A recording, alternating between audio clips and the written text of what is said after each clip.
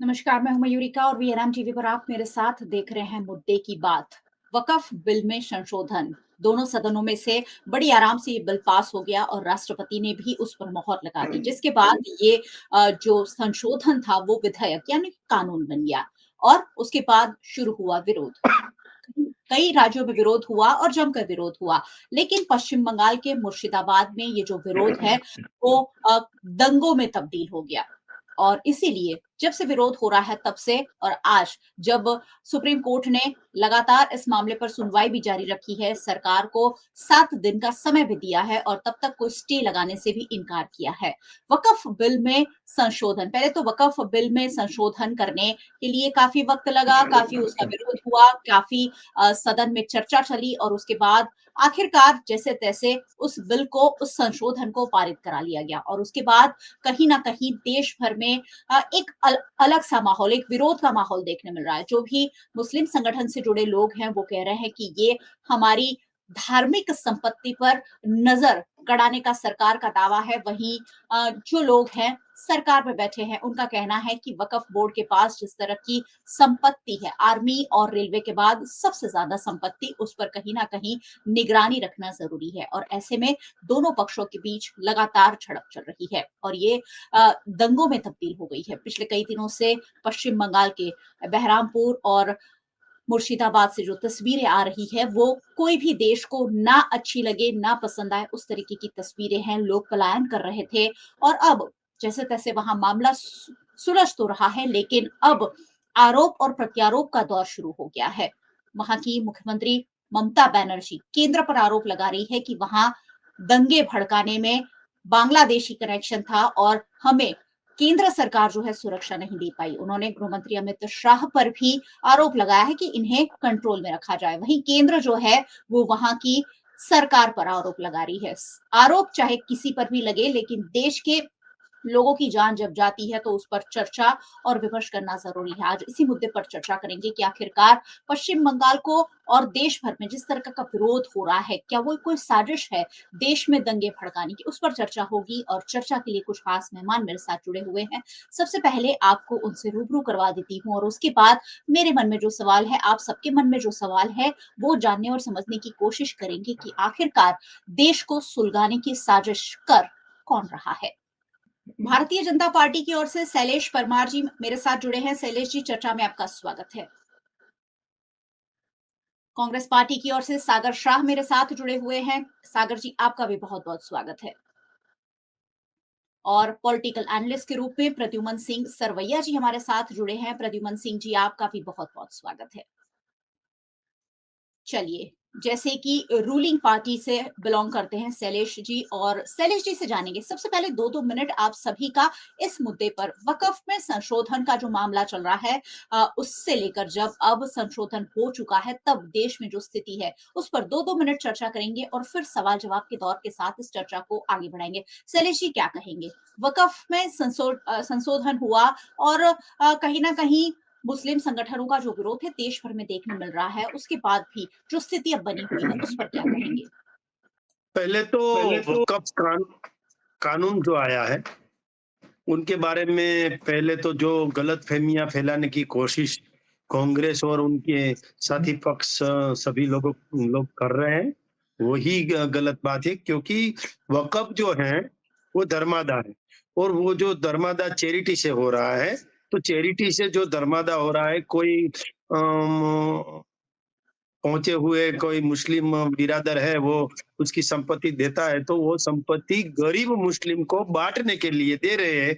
तो वक़्फ़ में पारदर्शिकता आए और वक़्फ़ जो है वो न्यूट्रली चले, उसके लिए वक़्फ़ का रिकॉर्ड होना चाहिए, डिजिटलाइज़ेशन होना चाहिए और जो वक़्फ़ की जो संपत्ति है, उनका उपयोग गरीब मुस्लिमों के लिए होना चाहिए। यही बात लेकर नरेंद्र मोदी जी आए हैं और वक़्फ़ का जो संपत्ति जो है, वक़्फ़ की जो मिल्कत जो है, संपत्ति जो है, वो किसी गैर मुस्लिम को देना ही नहीं है। जो गरीब मुस्लिम हैं, उनको ही देना है, यही तो बात है। तो उसमें क्या प्रॉब्लम है, मुझे तो पता ही नहीं चलता। कई कानूनों में सुधार हुआ है, कई कानूनों में बदलाव हुआ है, तो वक़्फ़ में भी और वो ट्रांज़ैक्शन जो है वो पारदर्शक हो, उसके लिए बदलाव हुआ है, दूसरी कोई बात ही नहीं है। तो इसमें जो लुटेरे थे, भूमाफिया थे, वो वक़्फ़ में जो चेयरमैन होते हैं, एमडी होते हैं, मैनेजर होते हैं, वो सब ये संपत्ति को हड़प करना चाहते हैं और हड़प कर भी गए हैं। तो इसके लिए जो प्रावधान होने चाहिए, वो प्रावधान नरेंद्र भाई मोदी की एनडीए सरकार ने किया है। इसमें गलत क्या है? ओवैसी जी फाड़ रहे हैं वक़्फ़ की कॉपी, तो फाड़ रहे हैं क्यों? क्योंकि उसकी आंखें फटी रह जाएगी वक़्फ़ की ये कानून आने के बाद, संशोधन आने के बाद, क्योंकि ओवैसी ने भी वक़्फ़ की संपत्ति को हड़प किया है। कांग्रेस के राष्ट्रीय प्रमुख जो खड़गे जी हैं, उन्होंने भी वक़्फ़ की संपत्ति 2000 करोड़ की हड़प की हुई है, और कांग्रेस के कर्नाटक के कई जो नेता जो हैं, उन्होंने वक़्फ़ की संपत्ति गैर मुस्लिम हो या मुस्लिम हो, उन्होंने ले लिए। ये गलत बात है, इसीलिए प्रॉब्लम है। ये वक़्फ़ आया है इसीलिए कोई प्रॉब्लम नहीं है, मगर उनकी जो पैरों तले जमीन सिरकने वाली है, वो प्रॉब्लम है, इसीलिए वो सब बोल रहे हैं। मगर गरीब जो मुस्लिम है उनको न्याय मिलना चाहिए। जितने परसेंट 15% मुस्लिम देश में है, तो 15% से ज्यादा हमने उज्ज्वला योजना में मुस्लिम बहनों को न्याय दिया है। जो मुद्रा लोन है उसमें भी 23% मुस्लिमों को लोन दिया है। आप जो आयुष्मान भारत की बात करो तो उसमें भी 15 से ज्यादा % मुस्लिमों को ही प्रावधान दिया है सभी जगह पे। मगर ये वक़्फ़ जो है वो मुस्लिमों के लिए है और मुस्लिमों के लिए रहेगा, मगर गरीब मुस्लिमों के लिए रहेगा। जो उसका संचालन कर रहे हैं वो मुस्लिम, जो ओवैसी जैसे मुस्लिम है, जो खड़गे जैसे मुस्लिम, जो हिंदू है, कांग्रेसी है, वो उनका ये जो अधिकार जो गरीब मुस्लिमों का है वो ले न जाए, बस इतनी ही बात है। ठीक है, उस पर एक सवाल मेरा ज़रूर है जिसका जवाब मैं बाद में लूँगी, लेकिन सवाल ज़रूर मैं आपको बता देती हूँ ताकि आप सोच कर रख सकें कि जवाब क्या दिया जाए। सवाल ये है कि एक गरीब मुस्लिम को अगर सरकार वक़्फ़ बोर्ड की संपत्ति को अपने हस्तक लेती है, निगरानी में लेती है, तो एक गरीब मुस्लिम को कैसे फ़ायदा होगा? ये सबसे बड़ा सवाल है जिसका जवाब मैं बाद में लूँगी। सागर जी के पास चलती हूँ। सागर जी क्या कहना चाहेंगे? सिर्फ़ 2 मिनट है, उसके बाद हम विस्तार से चर्चा करेंगे। क्या कहेंगे ये जो पूरा मसला हो रहा है? देखिए, जी। वक्फ बिल जो है हुँ, उसके ऊपर सुनवाई शुरू हो चुकी है और हुँ, बात जो है वो 3 मुद्दों पर टिकी हुई है। सुप्रीम कोर्ट ने 3 मुद्दों पर सवाल किए हैं केंद्र सरकार से। 3 मुद्दे बहुत ही महत्वपूर्ण हैं। पहला जो मुद्दा है, वो मुद्दा है वक्फ बाय यूजर और वक्फ बाय डीड। पहले सालों पहले की जो जमीनें हैं, उसके डीड्स नहीं होते हैं।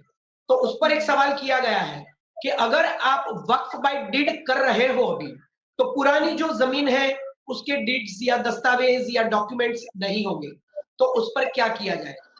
दूसरा हुँ, जो मुद्दा है, वो मेंबर्स की जो संख्या है, यानी कि जो 22 लोग हैं, उसमें से हुँ, 14 लोग नॉन मुस्लिम्स होंगे और 8 सिर्फ मुस्लिम्स होंगे। देखिए ये कितना बड़ा शर्मनाक काम है कि मुसलमानों का खुद का मसला, हुँ, मुसलमानों का खुद का वक्फ बिल, जो हुँ, मुसलमानों के मजहबी जो रीति रिवाज होते हैं उसके साथ भी जुड़ा हुआ है।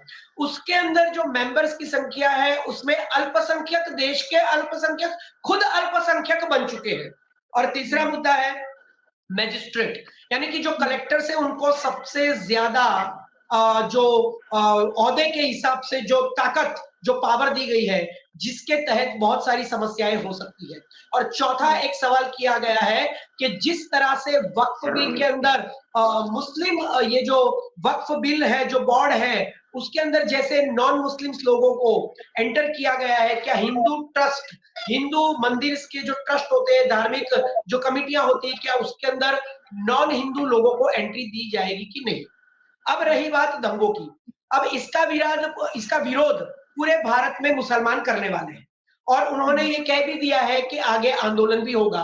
3 महीने हुँ, का आंदोलन उन लोगों ने ऐलान कर दिया है। अब देखिए पूरे भारत में कहीं पर दंगे नहीं हुए हैं, लेकिन बंगाल में दंगे हुए। अब देखिए हुँ, कि एक ऐसा व्यक्ति है जिसकी राजनीति में एंट्री होती है 2001-2 के आसपास और पूरे भारत में सबसे ज्यादा कम्युनल दंगे और कम्युनल राइट्स जिसके नाम लिखे जाते हैं, वो व्यक्ति है आज की केंद्र सरकार के प्रधानमंत्री। अब देखिए गुजरात 2002 के दंगे देखिए, पूरे के पूरे बिल्कुल मजहबी दंगे थे। वहां पर उनको क्लीन चिट मिली है। क्लीन चिट कैसे मिली? जब उनकी तफ्तीश हो रही थी तब केंद्र में यूपीए सरकार आ चुकी थी। यूपीए सरकार के लिबरलाइजेशन जो सेक्युलर स्वभाव है उसके हिसाब से उनको क्लीन चिट मिली है। उसके बाद ये खुद इनके वीडियोस वायरल हुए हैं कि हमने 2002 में मुसलमानों को ऐसे टाइट किया है, ऐसे टाइट किया है कि आज 2023-24 तक ये लोग मतलब नाम नहीं ले रहे हैं अपने धर्म का, अपने मजहब का, अपने रीति रिवाज का, अपने हक का। ये लोग चुप हो चुके हैं। ऐसे ऐसे स्टेटमेंट्स खुद गृह मंत्री के वायरल हो चुके हैं। उसके बाद देखिए पूरा का पूरा मणिपुर जल चुका इनके राज में 11 साल में। आज तक देश के प्रधानमंत्री से लेकर गृह मंत्री तक वहां नहीं गए, है ना। तो ये वक्फ बिल का विरोध तो पूरे भारत में मुसलमान करने वाले हैं, जैसे किसानों ने किया था 3 काले कानूनों पर। लेकिन दंगे हुए हैं सिर्फ बंगाल में। क्यों बंगाल में दंगे हुए हैं? ये भी एक कारण है। दिल्ली में इनके राज में दंगे हो गए, मुजफ्फरनगर में दंगे हो गए, बिहार में दंगे पिछले बार रामनवमी के जुलूस को लेकर हुए थे। इसी बंगाल के अंदर रामनवमी के जुलूस पर पिछले बार भी रामनवमी पर यहाँ पर दंगे हुए थे। देखिए महाराष्ट्र में जब रामनवमी के जुलूस निकलते हैं तो ये लोग भाजपा के लोग गंदी गंदी गालियां बोलते हैं। रामनवमी के जुलूस पर गंदे गंदे गाने बजते हैं और औरंगजेब के नारे लगाए जाते हैं कि औरंगजेब तेरी कब्र। फिर गाली बोलते हैं जो मैं यहाँ पर बोल नहीं सकता कि ठुकेगी ठुकेगी। गाली क्या थी वो नहीं बोलना चाहता मैं, क्योंकि तो देखिए कि दंगों का संबंध किनके साथ है। देखिए इन्होंने 2 मिनट में नहीं लिया था, 3-4 मिनट ली थी, तो मुझे थोड़ा टाइम दीजिए। बटेंगे तो कटेंगे, ये घुसपैठिए हैं, ये आपकी संपत्ति ले जाएंगे, ये आपकी गाय ले जाएंगे, भैंस ले जाएंगे, मंगलसूत्र ले जाएंगे। ये औरंगजेब की औलादे हैं, ये आलमगीर के लोग हैं, ये बाबर है, इनको ढूंढिए। वो हिमंता बिस्वा शर्मा आसाम का मुख्यमंत्री खुलेआम झारखंड उसके चुनाव में, झारखंड के चुनाव में कह रहा था कि इन लोगों को ढूंढ ढूंढ कर, राहुल गांधी को भी वो बोल रहे थे कि वो बाबर की और औरंगजेब की औलाद है, उसे हम बांग्लादेश भेज देंगे। कौन कर रहा है हिंदू मुसलमान की राजनीति इस देश में? इनके बड़े बड़े नेता खुद मंच पर आकर बोलते हैं कि ये घुसपैठिए है कांग्रेसी, ये मुसलमान है, इनकी पीढ़ियां मुसलमान है। देश के प्रधानमंत्री कहते हैं कि अगर मुसलमानों की आप पार्टी है, अगर आप मुसलमानों को ध्रुवीकरण करना चाहते हैं, तुष्टीकरण करना चाहते हैं, तो आप अपना राष्ट्रीय अध्यक्ष मुस्लिम बना लीजिए। आप अपना राष्ट्रीय अध्यक्ष मुस्लिम बना लीजिए। ये कौन कह रहा है? देश का प्रधानमंत्री किसको कह रहा है? देश की सबसे बड़ी पार्टी कांग्रेस को कह रहा है। तो कौन कर रहा है हिंदू मुस्लिम? कौन कर रहा है मजहबी दंगों का वातावरण? कौन पैदा कर रहा है? और सिर्फ बंगाल में दंगे हुए हैं और इनका तो नाता रिश्ता सब जुड़ा हुआ है दंगों के साथ 2002 से लेकर आज तक। तो आप सोच लीजिए कि दंगों के पीछे कौन हो सकते हैं। ठीक है, चलिए लौटूंगी आपके पास। और सवाल ये रहेगा कि आप आरोप लगा रहे हैं कि पश्चिम बंगाल में जो दंगे हुए हैं उसका आरोप भी केंद्र सरकार पर ही जाए और भारतीय जनता पार्टी पर जाए। चलिए दोनों पार्टीज तो पॉलिटिकल है और अपने अपने तरीके से जवाब देगी। प्रद्युमन सिंह के पास चलेंगे और एक निष्पक्ष व्यू जानने की कोशिश करेंगे। सर क्या मानते हैं, क्या देश को मुद्दों से भटकाकर वक्फ बिल संशोधन में जो सुधार हुआ है उसे बड़ा मुद्दा बनाकर अब जगह जगह विरोध हो रहे हैं और यहाँ तक की हिंसा भी फैल रही है? क्या कहेंगे इस मसले पर? देखिए देश में लोकतंत्र है और लोकतंत्र में संविधान में अलग अलग चेंजेस होता ही रहता है। इसी प्रकार का ये वक्फ का भी जो भी चेंजेस है वो किया गया है। और अगर देखें विरोध जो है कि वक्फ देने की जो उनकी धार्मिक मान्यता है, जो हम बोलते हैं अपने यहाँ दान देने का बात, वो वक्फ का वो हक में से उसको मुक्त नहीं किया गया। जो रूल्स आया है वो महसूली प्रोसीजर है, वो जमीनी कागजात, जमीनी मालिकाना हक जो है उसके बारे में ये रूल्स में थोड़ा चेंजेस किया गया है। और वो रूल्स क्यों स्वीकार करना नहीं चाहते, वो भी एक बड़ा प्रश्न है। अगर स्वीकार करना नहीं चाहते तो कहीं ना कहीं कुछ रूल्स में कुछ बदलाव करना जरूरी, यहाँ कुछ गड़बड़ है। पास्ट में देखे तो कांग्रेस ने भी बहुत से ऐसे रूल्स जो बदली किया था संसद में अपना रूल्स पास करके, उसमें सबसे ज्यादा विवाद में आया था शाहबानो केस, जिसमें सिर्फ 170 रुपये 170 रुपीज हर महीने भरण पोषण जो तलाक में देने का बात थी, सुप्रीम कोर्ट ने जो ऑर्डर दिया था उसके विरुद्ध में धर्म के नाम पे संसद में रूल्स बनाया गया, पास किया गया कि कोई मुस्लिम औरत तलाकशुदा हो उसको ये भरण पोषण देने का हमारे धर्म में नहीं है। ऐसी ये हम बोलते हैं लोकतंत्र में ये अमानवीय बात है। ये स्त्री का जो हक है, स्त्री का जो देना चाहिए, जो उसकी बेसिक जरूरियात वो देनी चाहिए, तो फिर भी उसके सामने कांग्रेस के राज में वो रूल्स बनाया गया था। और इसी तरह बीजेपी ने महिलाओं के फेवर में बहुत से अभी पिछले सालों में रूल्स नया बनाया है, जिसमें ट्रिपल तलाक है, एनआरसी है, सीएए है, ये सब रूल्स चेंजेस किया है और उससे कहीं ना कहीं लोगों को फायदा भी हुआ है। मगर बात करें, देखो अभी ये विरोध हो रहा है बंगाल में वक्फ के नाम पे, ये हिंसा हो रही है, दंगा हो रही है, मगर आज ही हमने देखा सुप्रीम कोर्ट ने ये वक्फ के बारे में जो प्रश्न था, ये मुस्लिम समाज के बहुत से लोगों का जो विरोध था, वो बारे में अंतरिम स्टे भी दिया है कि अगले 5 मई तक उसको स्टे मिला है। उसमें खास करके जो डिमांड थी वक्फ बाय यूजर, उसमें कोई बदलाव किया ना जाए, वो सुप्रीम ने अभी स्टे दिया है। और जो अलग समाज के गैर मुस्लिम की मेंबर्स की जो बात की है, वो भी उसमें भी स्टे दिया है। तो समझो अपनी सुप्रीम के बंधारण के ऊपर विश्वास रखना चाहिए, वो विश्वास नहीं रखा और भी अनेक बाबतों पे स्टे दिया गया है कि ये वक्फ का जो बिल है उसमें अभी इसमें रूल में लाया ना जाए। वो अभी 5 तारीख और अगली जो भी सुनवाई होगी तब तक रहेगा, तब तक आगे जो भी चर्चा होगी उसके बारे में फिर बाद में देश को नया बात जानने को मिलेगी।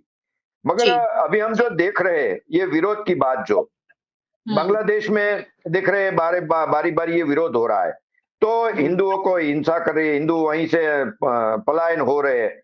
मगर देखे हिंदू इसमें कहां से आए, ये सरकार ने वक्फ बिल बनाया है और करीब समझो 232 एमपी ने वक्फ के विरोध में और कांग्रेस के साथ जो रहे, उसमें करीब 200 तो एमपी जो है वो हिंदू है। तो वो हिंदू ने तो वक्फ के विरोध में, बिल के विरोध में सपोर्ट किया है, जो मुस्लिम आज विरोध करे उसकी फेवर में सपोर्ट किया है। तो फिर ये निर्दोष लोगों को क्यों वहां वो हिंसा का उस हिस्सा बनाया जा रहा है, उसको अपने घर से घर बार कर रहा है, वहां उसको उसका घर जलाया जा रहा है। ये एक पॉलिटिकल के नाम पे, एजेंडा के नाम पे कट्टरवाद के, एक धार्मिक कट्टरवाद देश में फैला जा रहा है। हमने देखा है बंगाल में ही, देखे पिछले 4-5 साल का रिकॉर्ड देखे तो वहां का विधानसभा के बाद भी बहुत से दंगे हुए, हिंसा हुई, हिंदुओं को मारा गया, उसकी हिंसा खुलेआम की गई। फिर संदेश खाली में देखा हमने महिलाओं का शोषण करके उसके ऊपर रेप का हमने किस्सा देखा। फिर मेडिकल कॉलेज का देखा रेप और मर्डर, वो रेसिडेंट डॉक्टर का, वो भी देखा। और ये सब में जो आंदोलनकारी थे, मेडिकल का स्टाफ और जो डॉक्टर्स, उसको भी मारा गया। और आरोपियों की फेवर में सरकार ने, वहीं की लोकल सरकार ने फेवर किया। उसी तरह ये अभी मुर्शिदाबाद, मालदा में अभी जो हिंदुओं को बेघर किया गया, ऐसे अनेक सी बात है। और घुसपैठिया बारी बारी आते हैं, उसको वहां पे सब अनलीगली जो उसका पहचान कार्ड निकलते हैं वो सब हो रहा है। और खुद ममता दीदी, जहाँ की वहां की मुख्य प्रधान है, वो भी खुलेआम ये सब घुसपैठी है, यहाँ ये सब दंगा करने वाले को सपोर्ट कर दिए। ये सब जो बातें दिख रही है, जैसे कश्मीर दूसरा कश्मीर हो रहा हो, वेस्ट बंगाल, ऐसा दिखाई दे रहा है। इसलिए आज तो ये जरूरी है कि अब कैसे भी वेस्ट बंगाल में राष्ट्रपति शासन लगाया जाए और अगला जो चुनाव आए उससे पहले 1 साल तक राष्ट्रपति शासन लगाया जाए और अच्छी लोकशाही वहां पे दिखाई दे, बाद में अगला चुनाव वहां पे किया जाए, वो ये सबसे जरूरी आज की बात है। हाँ जी जी बिल्कुल। पिछले कुछ मामले जो प्रद्युमन सिंह जी ने गिनवाए वो पश्चिम बंगाल में हुए हैं, चाहे संदेश खाली का मामला हो, चाहे इंटर्न डॉक्टर से रेप का मामला हो, ये सारे मामलों ने बहुत तूल पकड़ा। जो हिंसा हुई उस पर भी लगातार बात हुई और बात यहाँ यही निकल के आती है कि पश्चिम बंगाल देश का एक ऐसा राज्य जहां भारतीय जनता पार्टी की पहुंच अभी भी काफी दूर है और ऐसे में पश्चिम बंगाल जब बार बार सुर्खियों में आता है तो सवाल उठना लाजमी है। शैलेश जी, ममता दीदी ये आरोप लगा रही हैं कि भारतीय जनता पार्टी की नजर जो है वो पश्चिम बंगाल पर है, पश्चिम बंगाल पर भारतीय जनता पार्टी कब्जा जमाना चाहती है और इसलिए इस तरीके की चीजें लगातार पश्चिम बंगाल में हो रही है। क्या कहना चाहेंगे?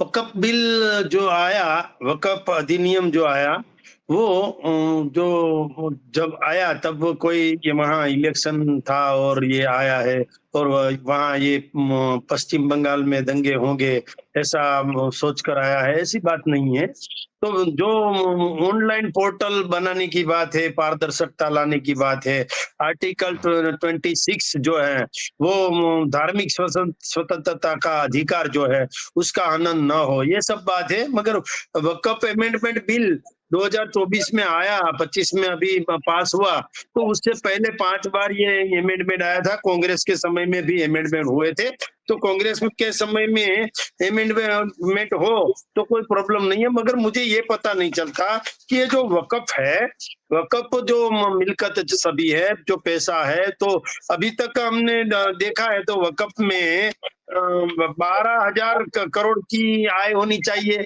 उसके मुकाबले उसके सामने देखा जाए तो 266 करोड़ की ही आय दिखाई है और अनुमान तो 20,000 करोड़ का है कि इतनी आय होनी चाहिए।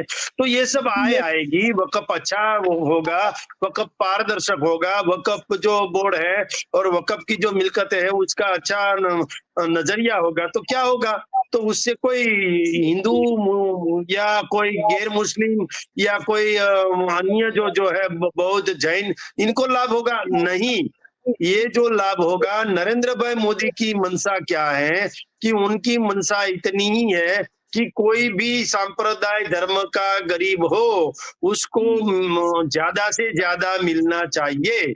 गरीब जो 31 ये सवाल पूछा था, क्या योजनाएं हैं? अगर आप कह रहे हैं कि सरकार वक्फ बोर्ड की जो संपत्ति है अपने हस्तक लेना चाहती है, वहां सरकार के लोग बैठेंगे तो क्या फायदा होगा? क्या जो गरीब मुस्लिम हैं उनके लिए कुछ अच्छी चीजें आप योजनाएं बना रहे हैं? क्या वहां स्कूल्स बनाए जाएंगे? क्या वहां उन्हें अच्छा स्वास्थ्य मिल पाएगा? किस तरीके की योजनाएं हैं? आपको उन योजनाओं के साथ शायद आगे बढ़ना चाहिए था, तो शायद इतना विरोध नहीं होता।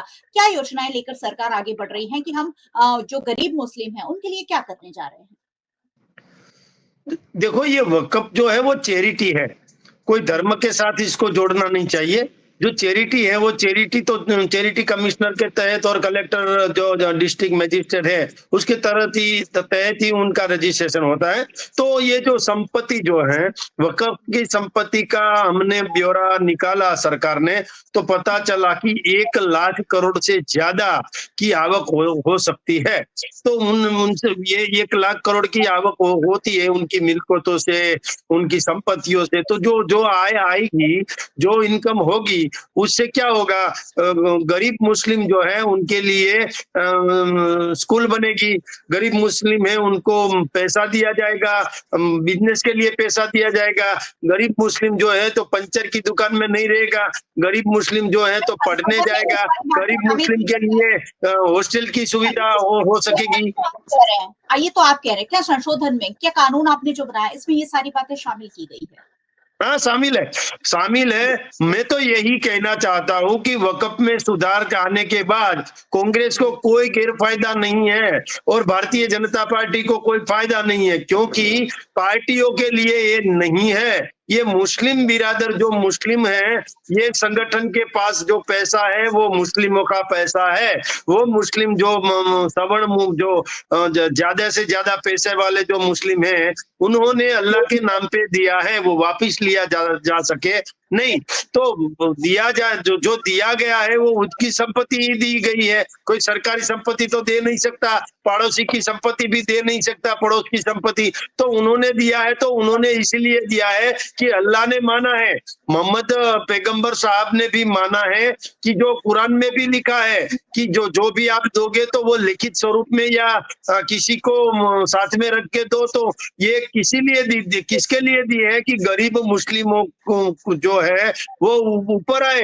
ये हमारे भारत में तो 31% तो बीपीएल में मुस्लिम आ रहे हैं। ये पाकिस्तान नहीं है कि गरीबी और गरीबी। तो ये मुस्लिम जो गरीब है 31%, 15% में से जो 31% जो मुस्लिम है वो गरीब रेखा बीपीएल में आते हैं। तो उनके लिए स्कूल होना चाहिए, उनके लिए बिजनेस होना चाहिए, उनकी सुखाकारी के लिए मकान होने चाहिए, उनके बच्चे पढ़ाई करें, ये सब होना चाहिए। मैं डंके की चोट पे अमेरिका कहना चाहता हूँ कि मुस्लिमों की संपत्ति है, उनका पारदर्शक न्यूट्रली उपयोग हो और जो रिकॉर्ड जो है वो डिजिटलाइजेशन हो, इतना ही है। बाकी संपत्ति मुस्लिमों की है और संपत्ति गरीब मुस्लिमों में बांटी जाएगी, गरीब मुस्लिमों के उद्धार के लिए ही काम करेगी, इसमें किसी और को फायदा नहीं है। तो फिर कांग्रेस को क्या प्रॉब्लम है वही पता नहीं चलता। ठीक है, चलिए सर, नजर बनी रहेगी कि कितना गरीब मुस्लिमों के लिए काम होता है, क्योंकि भारतीय जनता पार्टी भी यही है और हमारे जैसे लोग भी यही हैं। तो देखेंगे कि आगे चलकर ये जो संशोधन हुआ है वो कितना फायदा पहुंचाता है। सागर जी के पास चलेंगे। सागर जी बताइए, ये जो हिंसा हो रही है, क्या ये प्रेरित है? क्या ये विपक्षी दल प्रेरित कर रहे हैं या सत्ता में बैठे लोग हिंसा को कहीं ना कहीं प्रेरणा दे रहे हैं ताकि वक्फ का जो संशोधन हुआ है उसका विरोध होता रहे और देश को असली मुद्दों से भटकाकर हिंसा की ओर ले जाया जा सके? देश में जिस तरीके का एक नैरेटिव सेट करने की कोशिश हो रही है, हिंदू मुस्लिम को अलग करने की कोशिश हो रही है, क्या ये इसी कड़ी में आगे बढ़ता हुआ एक कदम है? ये वक्फ बिल का विरोध करने के लिए अगर बंगाल में ये लोग कह रहे हैं कि हिंदू मुस्लिम का जो दंगा हुआ है वो because of the Waqf bill का जो विरोध हुआ उसके लिए हुआ है, नहीं, उसके लिए नहीं हुआ है। प्रद्युमन सिंह ने बराबर बोला ना कि सारे ज्यादातर हिंदू, कितने मुसलमान है 232 में से कितने मुसलमान जिन्होंने सपोर्ट किया, मतलब इसका विरोध किया बिल का संसद में 288 के सामने, और ज्यादातर तो नॉन मुस्लिम्स लोग हैं। तो फिर क्यों दंगे हो रहे हैं वहां पे, है ना? सबसे पहला प्रश्न जो इन्होंने कहा वो बिल्कुल सही है, मैं सपोर्ट करता हूं। और किसी भी राज्य में जब दंगे होते हैं, राइट्स होते हैं, कम्युनल दंगे होते हैं, तो उसकी पूरी जिम्मेदारी राज्य के मुख्यमंत्री की, पुलिस की, प्रशासन की होती है। लेकिन यहाँ पर आरोप और प्रत्यारोप लग रहे हैं। ये कहा जा रहा है कि बांग्लादेश के घुसपैठिए भी यहाँ पर घुसे हैं और बिहार से भी कुछ लोगों को यहाँ पर मुस्लिम बनाकर लाया गया है, और इस तरह से आरोप लगे हैं। क्योंकि अभी तक कोई जांच नहीं हुई है, कोई परिणाम नहीं आया है, तो अभी तो सिर्फ आरोप और प्रत्यारोप ही लग रहे हैं। तो आरोप ऐसे भी लगे हैं, और इनके राज्य में देखिए ना, मणिपुर के अंदर दंगे होते हैं तो कहते हैं कि घुसपैठिए आ गए, आसाम के अंदर कुछ हो जाता है तो कहते हैं कि घुसपैठिए आ गए, जम्मू एंड कश्मीर में कुछ हो जाता है तो कहते हैं कि घुसपैठिए आ गए, गलवान घाटी में चाइना से कोई घुस जाता है तो कहते हैं कोई घुसा ही नहीं है ना? 45 जवान शहीद हो जाते हैं तो कहते हैं कि आरडीएक्स अंदर कैसे आए, तो उसकी 5 साल में जांच नहीं कर पाते हैं। दिल्ली के अंदर दंगे हो जाते हैं। अगर यहाँ पर बांग्लादेश जो बॉर्डर पर है, ये मुर्शिदाबाद बांग्लादेश की, अगर ये घुसपैठिए आते हैं तो ये बॉर्डर का जिम्मा, बॉर्डर की सिक्योरिटी तो राज्य के ऊपर नहीं आती है ना भाई, है ना? अगर राज्य के अंदर दंगे हुए हैं तो उसकी जिम्मेदार ममता बनर्जी है, वहां का प्रशासन है, वहां की पुलिस है। लेकिन ये आरोप भी लगे हैं कि यहाँ पर बांग्लादेश करीब है, तो बांग्लादेश में अभी हमारे विदेश मंत्रालय वहां गया था और केक काट कर आया है। देखिए इनके रिश्ते तो बांग्लादेश के साथ कैसे है, केक काटने के हैं। और फिर आप देखिए कि वहां पर बांग्लादेश में हिंदुओं के ऊपर जुल्म हुए और इन्होंने बनाया है सीए, लेकिन वहां के हिंदुओं को मदद करने नहीं जाते हैं। लेकिन वहां के जो अभी नए मुखिया बने हैं यूनुस जी, उसके साथ बैठकर हमारा विदेश मंत्रालय वहां जाके केक काटता है, और ये भी आरोप लगे हैं कि बांग्लादेश के घुसपैठिया है। तो ये जो इंटरनेशनल बॉर्डर होती है उसकी सिक्योरिटी तो इनके ऊपर होती है। अब ये आरोप भी लगा रहे हैं कि यहाँ पर अगर एक बलात्कार भी हो जाता है तो ये लोग राष्ट्रपति शासन लगाने की बात करते हैं। मणिपुर में तो राष्ट्रपति शासन लागू कर दिया है, अब ये बंगाल में करना चाहते हैं क्योंकि बंगाल को ये जीत नहीं पाए हैं, और एक महिला मुख्यमंत्री ने इनको ये विश्व गुरु को बार बार हराया है, चाहे वो विधानसभा हो, लोकसभा हो, उसके बाद हुए हो उपचुनाव हो, वहां पर हर बार इनको धक्के मारकर निकाला है। तो बदला लेना है। हाँ, वाराणसी में एक बलात्कार हो जाता है, एक लड़की पर 23 लोग, जिसमें हिंदू भी है, मुसलमान भी है, और वो वाराणसी किसका चुनाव क्षेत्र है? देश के प्रधानमंत्री का खुद का है ना।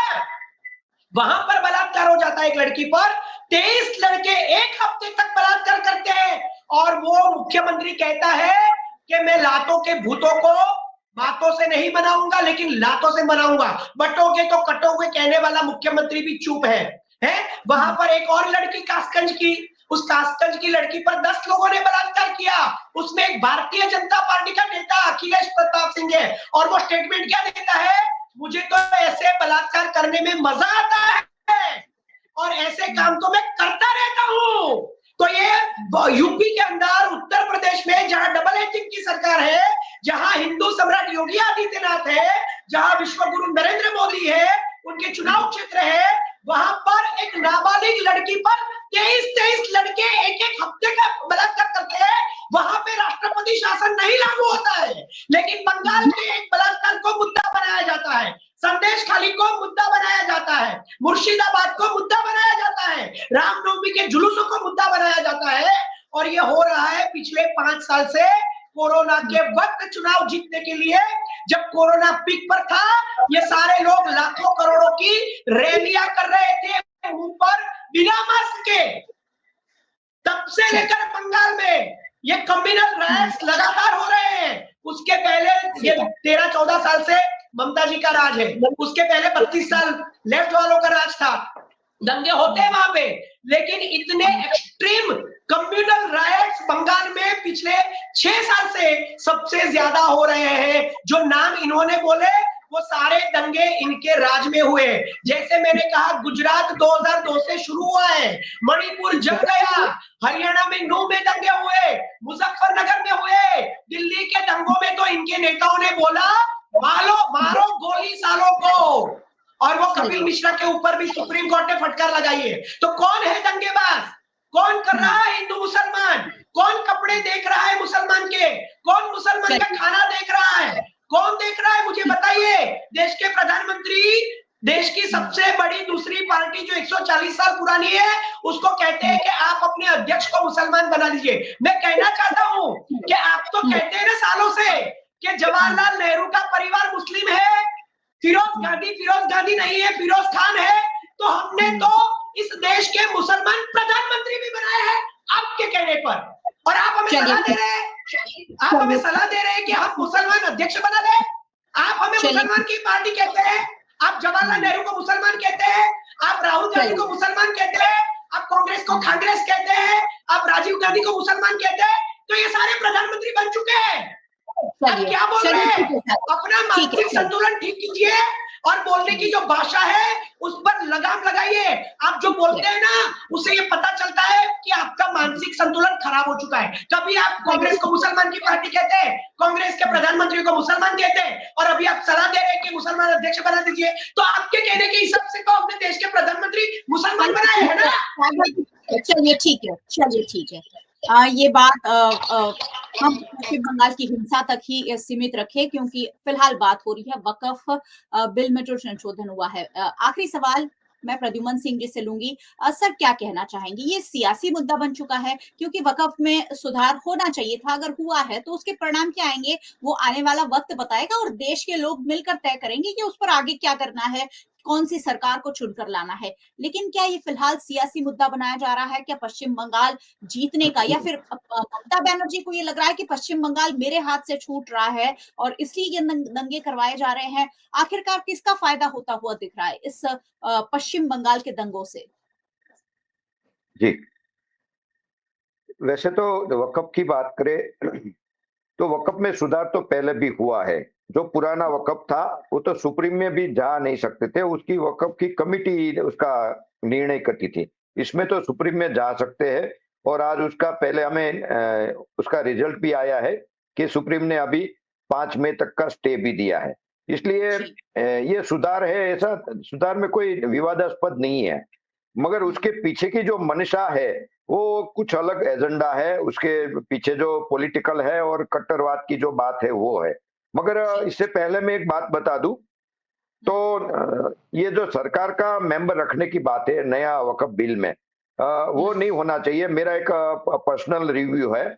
और जी, दूसरा जो गैर मुस्लिम की बात रखने की बात है मेंबर, वो भी नहीं होना चाहिए। मगर जो जी, कलेक्टर का बात है, कलेक्टर का इंटरफियर, वो जमीनी मालिकाना के लिए वो कलेक्टर का उसमें इंटरफियर होना जरूरी है। इसलिए जी, जमीनी मालिकाना हक नक्की कर डिसाइड करने के लिए वहां तक ही कलेक्टर का पावर होना चाहिए। बाकी जो मुस्लिम लोग हैं वो अपने धर्म के हिसाब से वो कमेटी का गठबंधन करे, उसका एडमिनिस्ट्रेशन करे, उसमें 2 महिलाएं रखे, वो सब होना चाहिए।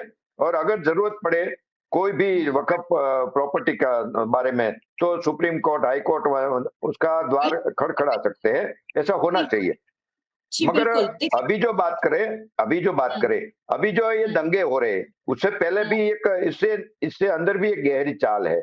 क्योंकि जी, अपना जो बंगाल जो एरिया में है, उससे आगे पूर्वोत्तर में 7 अलग-अलग स्टेट है, अपना 7 स्टेट, और बीच में एक आसाम में जो अपना बॉर्डर है, उसको चिकन नेक बोलते हैं।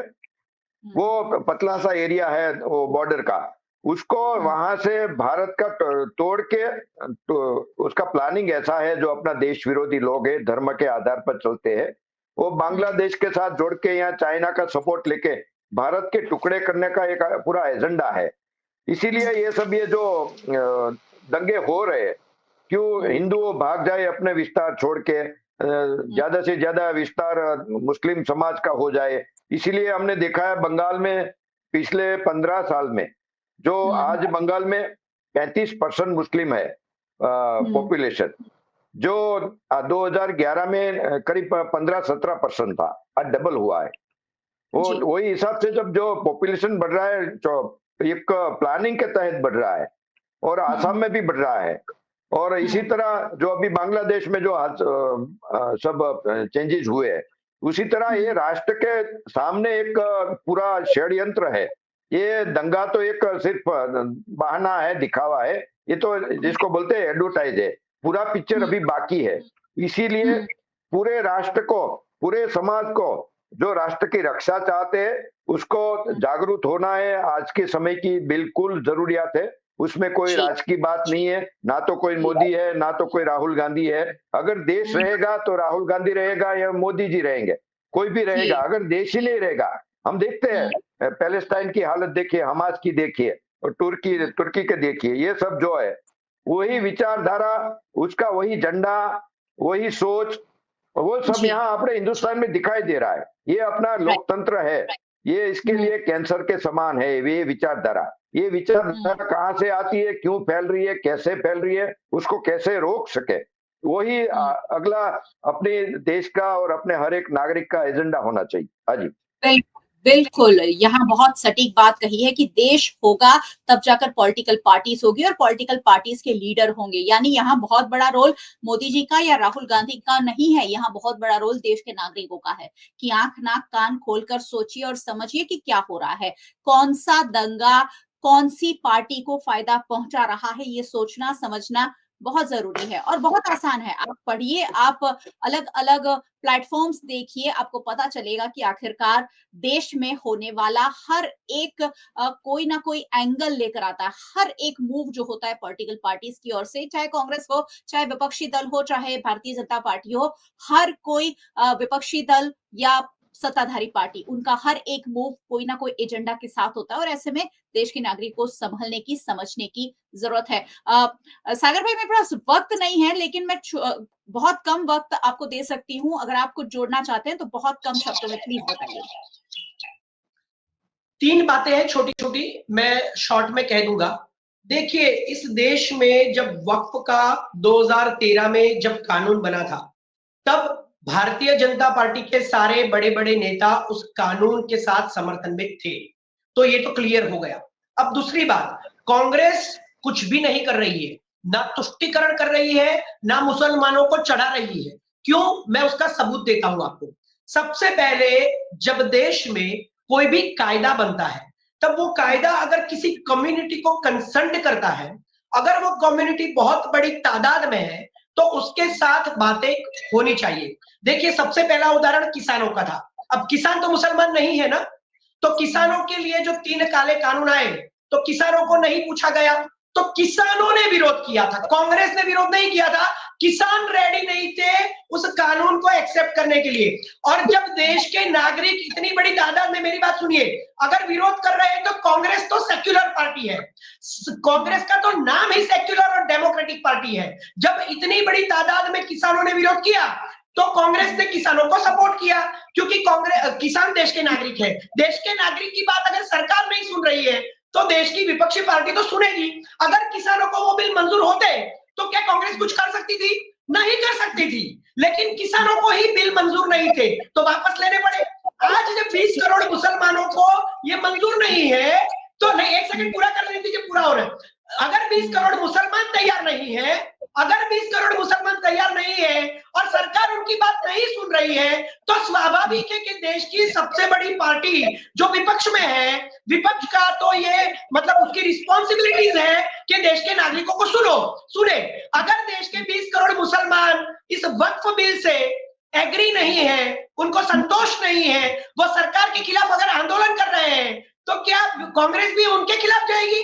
कांग्रेस तो देश के नागरिकों के सपोर्ट में रहेगी ना, तो कांग्रेस को कौन सा फायदा हो रहा है भाई? अगर 20 करोड़ मुसलमान मान जाते हैं कि हमें ये वक्फ बिल मंजूर है, तो कांग्रेस क्या कर पाएगी, आप मुझे बताइए। तो कांग्रेस कोई तुष्टीकरण नहीं कर रही है, कांग्रेस किसी को नहीं चढ़ा रही है, ना किसानों को चढ़ाया था, वो मुसलमान नहीं थे। लेकिन इन लोगों ने उन किसानों को पाकिस्तानी, आतंकवादी, खालिस्तानी बहुत कुछ कहा था, लेकिन यहाँ तो कुछ बोल नहीं सकते क्योंकि ये मुसलमान है, तो इनको घुसपैठ के बोल रहे हैं। तो ये सरकार ही कर रही है, ये सरकार ही कर रही है, सबूत है। किसान रेडी नहीं थे, इसीलिए कांग्रेस ने सपोर्ट किया।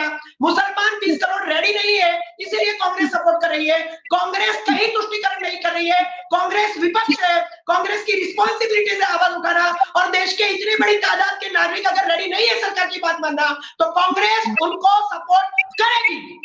चलिए, ठीक है सागर भाई, देखते हैं कि कांग्रेस पार्टी जिस तरह लोगों के हित में आवाज उठा रही है, क्या वो वोटों में तब्दील होगा? क्या भारतीय जनता पार्टी जिस एजेंडा के साथ आगे बढ़ रही है, देश को बांटने की एक कोशिश हो रही है, ऐसे आरोप लग रहे हैं, क्या भारतीय जनता पार्टी इसमें कामयाब होगी? नजर हमेशा बनी रहेगी, क्योंकि देश के नागरिक सब कुछ देख रहे हैं। बहुत बहुत शुक्रिया आप सभी मेहमानों का हमारे साथ जुड़ने के लिए। Thank you so much, thank you. और बहुत बहुत शुक्रिया आप सभी व्यूअर्स का हमारे साथ जुड़ने के लिए। वैसे व्यूअर्स को हमेशा जुड़ते रहना चाहिए, क्योंकि यहाँ अलग अलग एंगल जब आप तक पहुंचते हैं, तब आप सही चीजों को डिसाइड कर सकते हैं। सभी चीजों को जब हम समझेंगे, सभी पहलुओं को जब हम अलग अलग नजरिए से परखेंगे, तब जाकर एक अच्छी सोच के साथ हम देश को आगे ले जा सकेंगे, क्योंकि देश को मजबूत करने में आप सबका उतना ही बड़ा हिस्सा है जितना किसी भी पॉलिटिकल पार्टी का या पॉलिटिकल लीडर का है। वीएनएम टीवी को आप देख रहे हैं यूट्यूब चैनल पर, रोज रात 8 बजे वीएनएम टीवी पर मुद्दे की बात आप देखते रहिए। और चैनल पर अगर पहली बार आए हैं, नए आए हैं, या फिर अभी तक सब्सक्राइब नहीं किया है, तो सब्सक्राइब जरूर कर लीजिएगा और बेल आइकन प्रेस कर दीजिएगा, ताकि वीएनएम का हर अपडेट सबसे पहले आप तक पहुंच सके। अगर आप हमें फेसबुक पर देख रहे हैं, शेयर कर लीजिए। फेसबुक पर हम बहुत सारी चीजें देखते हैं, शेयर कर देते हैं, लेकिन ऐसी बातों को शेयर करना हम सबके लिए जरूरी है। आप हमें ओटीटी प्लेटफॉर्म्स पर देख रहे हैं, डेली हंट, वोडाफोन टीवी, जियो टीवी और जियो टीवी फाइबर। 498 नंबर के चैनल पर वीएनएम टीवी को 24 घंटे लगातार देखा जा सकता है। देखते रहिए वीएनएम, जुड़े रहिए वीएनएम के साथ। नमस्कार।